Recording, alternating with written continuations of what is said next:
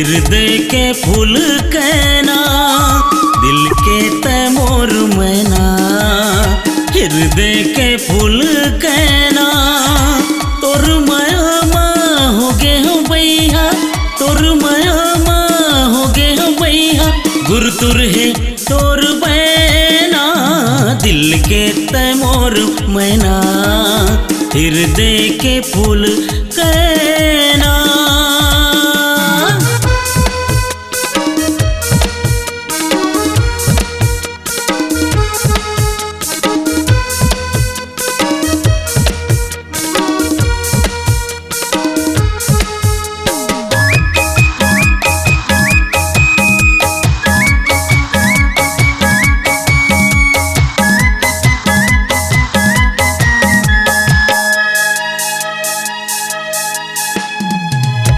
कली मोर गांजा कली तय मतवाली तोर चाले।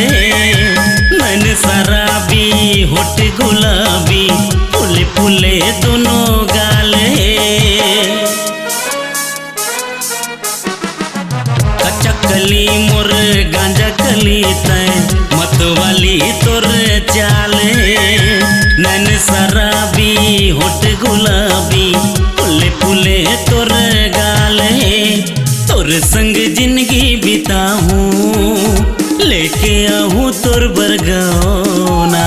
तोर संग जिंदगी बिताऊं लेके आहूँ तोर बरगौना। तोर माया हो गे हो बैया गुरतुर है तोर बैना दिल के तैमोर मैना। हृदय के फूल कहना।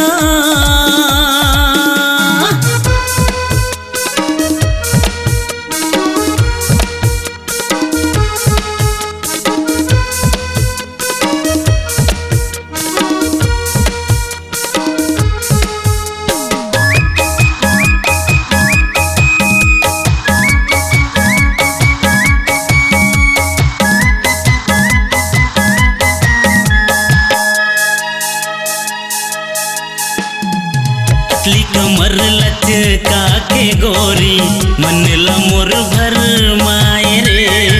तोर माया मैं बंधा गयो मोला दीवाना बनाए रे।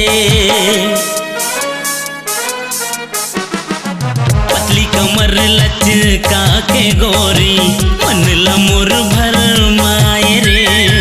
तोर माया मैं बंधा गयो मोला दीवाना बनाए रे।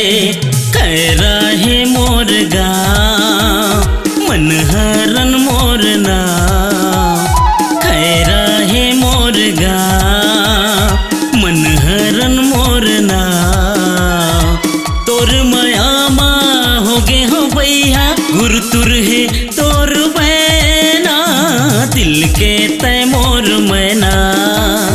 हृदय के फूल कहना तोर माया हो गे हो बैया गुरतुर है तोर बैना दिल के तैमोर मैना। अपनी आवाज को दीजिए एक नया मुकाम। डिजिटल रिकॉर्डिंग की दुनिया का जाना पहचाना नाम स्वरांजलि, जहां गूंजती हैं ध्वनियां अपनी माटी की सौंधी सुगंध के साथ। छत्तीसगढ़ी संगीत के विविध रंग जो पहुंचाते हैं पूरे प्रदेश में डिजिटल रिकॉर्डिंग के संग।